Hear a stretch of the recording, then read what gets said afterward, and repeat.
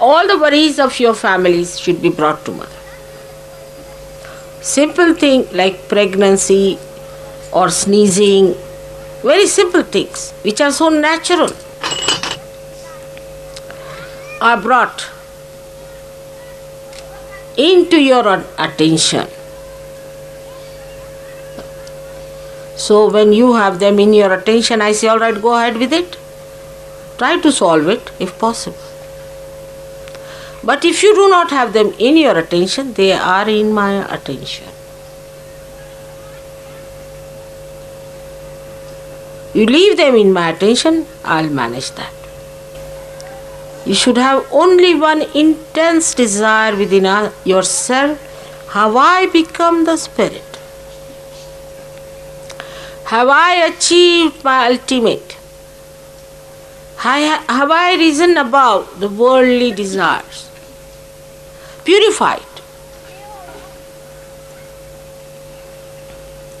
Once you start purifying, whatever falls off, I look after that.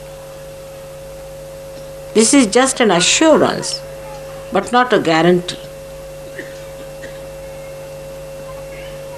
If it deserves my attention, I will definitely look after.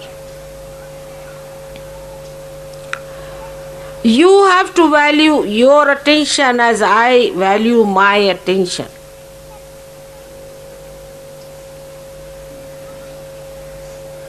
I think you have to value much more of your attention than me, because I can manage many more things within myself, because everything is in my attention. But you try to purify your desires away from the worldly problems that are facing you.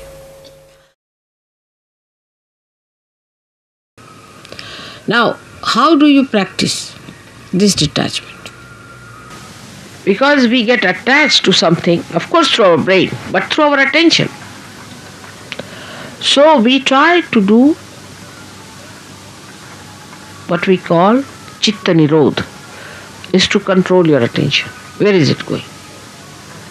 In the practice of Sahaja Yoga, if you have to rise higher, you have to improve your own instrument and not the instrument of others. This is one thing one should know, for definite. Now you just watch your attention, where is it going? Watch yourself. As soon as you start watching yourself, your attention, you will become more identified with your spirit. Because if you have to watch your attention, you have to be your spirit, otherwise how will you watch it? So now see, where is your attention going? First, the attachment is in all gross ways to your body. So what you can do is at least to watch your attention, you can do that. You can watch your attention very clearly by seeing where your attention is going. And then controlling your attention also you can do. Very simple. To control your attention, you have to just remove your attention from this to that. Try to change your priorities. All this has to be done now, after realization and complete detachment. So, where is your attention is, you see? That your human attention is hopelessly bad. Very entangled nonsense it is. We did this because of this. There's an explanation. Or others have to give an explanation. No explanation is needed to be given or to be accepted or to be asked for. No explanation. To exist without explanation is the best way.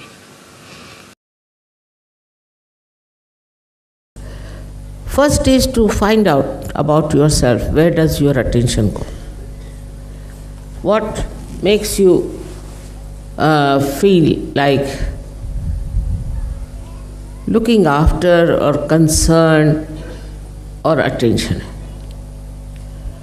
You see, the attention comes from various problems and could be your upbringing where you are not controlled.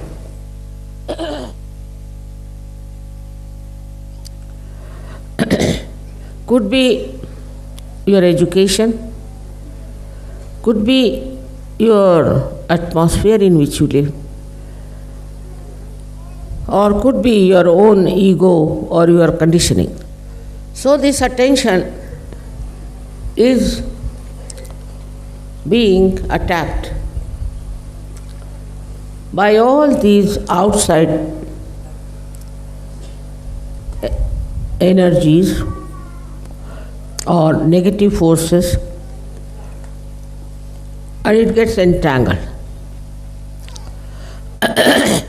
Like a river flowing straight into the ocean can get lost in a barren place. In the same way, this attention, which has to go towards the divine, gets frittered away and is punished. This weak attention cannot take you towards the divine. Ultimately, you find that all this attention is being completely absorbed or frittered away by the nonsense that's going on. Unfortunately or fortunately, you are born in these modern times. And in these modern times, as you know, it's a very chaotic condition. In these chaotic conditions, you don't know what is right and what is wrong. And there are all kinds of attractions which can take away your attention and reduce the energy of your attention. It is possible more for the people who are very right-sided. Also, the left-sided people can be very much affected.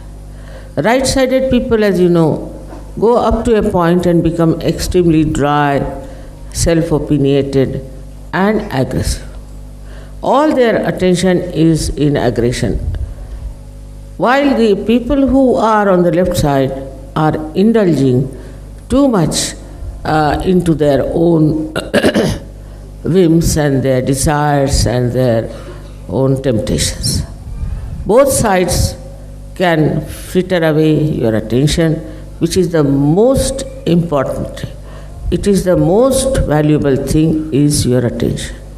But the attention cannot be controlled by a person who doesn't have a weak mind or a weak heart.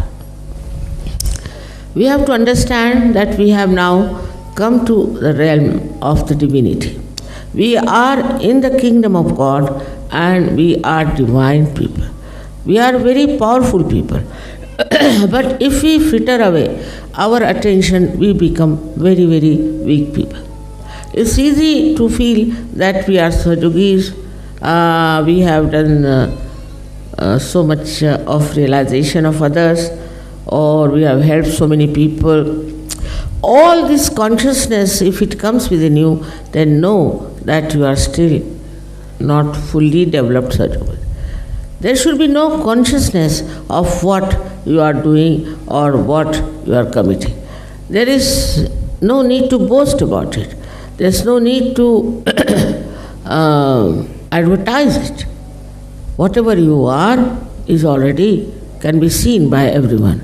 But even that desire is not needed because you are doing just for the satisfaction of your spirit. And the arbiter is nothing but your attention. If your attention is all the time roving about, paying attention to 1001 things, then you cannot develop that concentrated penetration of your attention into things. And whatever you do is very superficial. It's not joy-giving. That depth can only be possible if your attention is on the spirit and not on frivolous things. Because of that, you'll become thoughtlessly aware when you'll be enjoying. And that whatever you do will be very genuine. It will not have any artificial elements. And now in your appearance is not food, it is not other useless things, but what is the most important is to control your attention. Where does it go? Does it go to your worries, to your troubles, to your past, to this, to others? Or does it go to your spirit? This is important to see that your attention is on your spirit. If your attention is on your spirit, then you develop that depth, that genuineness in your relationship. So one has to do introspection. And that introspection is the one in which you watch yourself. Not condemn, but watch. Just watch. What am I doing? And this is such a precious time, such an important time to know your worth and to know your value. That you should not waste any time any longer into anything else, but try to touch your depths through introspection. Why am I doing this? What is my life worth? I am a Sahaja-yogi, and why should? And now you have to become absolutely thoughtless after this puja. If that happens, I think we have achieved a lot. That's the biggest blessing that Christ has given you, which you should really enjoy. Then only this Akash Tattva in you will work. And how it works? Through your attention. It works with me, as you know. With my attention I work out many things. How? Just my attention has become thoughtless. Just thoughtless. It goes wherever it goes, it works. But if you put your attention for thought all the time, for thinking, then it doesn't do the work that it is supposed to do. Attention works marvelously if you are thoughtless, otherwise it doesn't. So it has to rise from your own self, then from others, to the higher level of humanity, where you are in communication with the sky, which we can call it as the Tanmatra, or the essential or the essence of ether. With ether, you can have television, you can have telephone. It's a miracle otherwise. But with this Tanmatra, sitting down here, you can do the job. It works. Just attention works. I know that. But lastly, we get this thoughtless awareness by which our attention is absolutely free to do some special work. But if you are all the time thinking, then for this attention is so busy, so very busy. You don't have to ask me then, Mother, please pay attention. You can pay attention and you can work it out.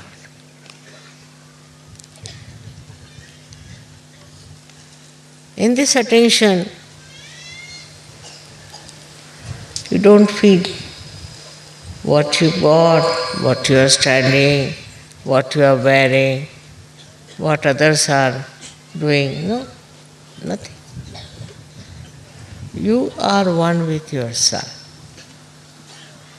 And it's a life full of humor. So much humor. So much of joy.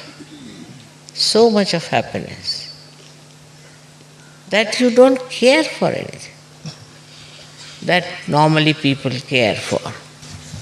Only thing, become thoughtlessly aware as the blessing of Christ. If it works, you will be absolutely enjoying yourself.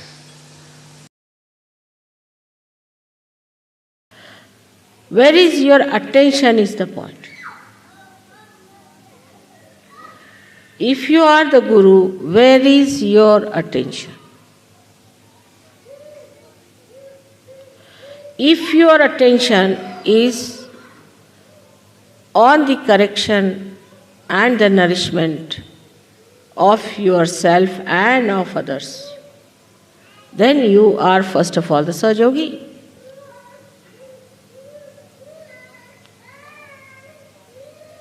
And once you rise above the gravitational force of materialism, then you could be called as the Guru.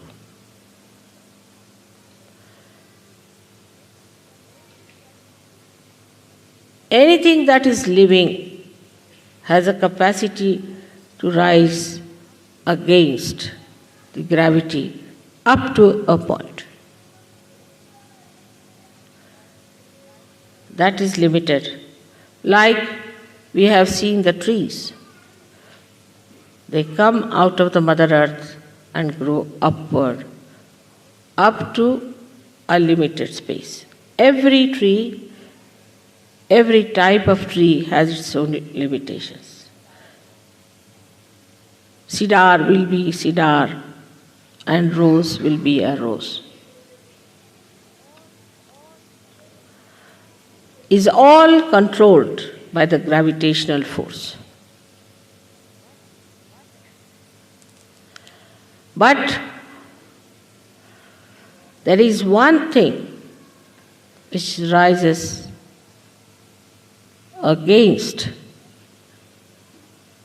the gravitational force, which has no limits, and that is your Kundalini. It cannot be controlled by the gravitational force unless and until you want it to be controlled.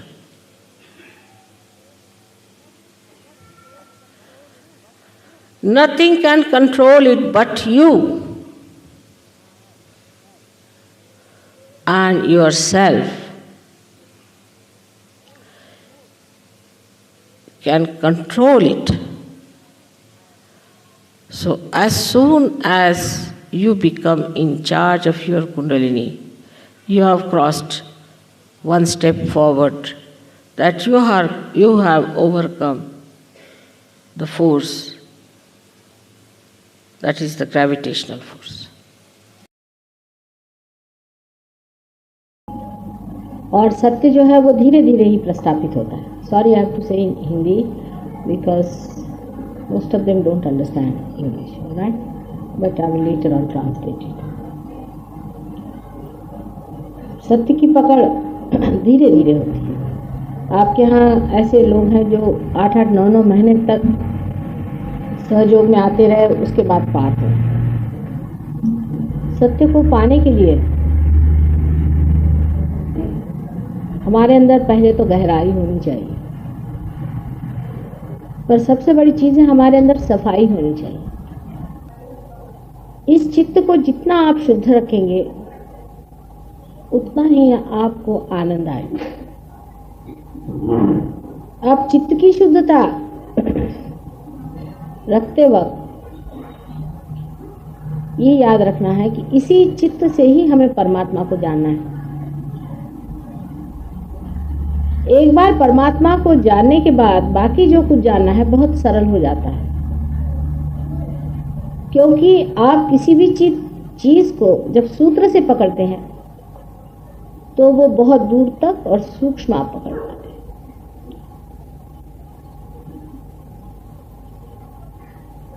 इसलिए हमेशा अपने चित्त की ओर ध्यान रखें कि अपना चित्त कहाँ जाता है।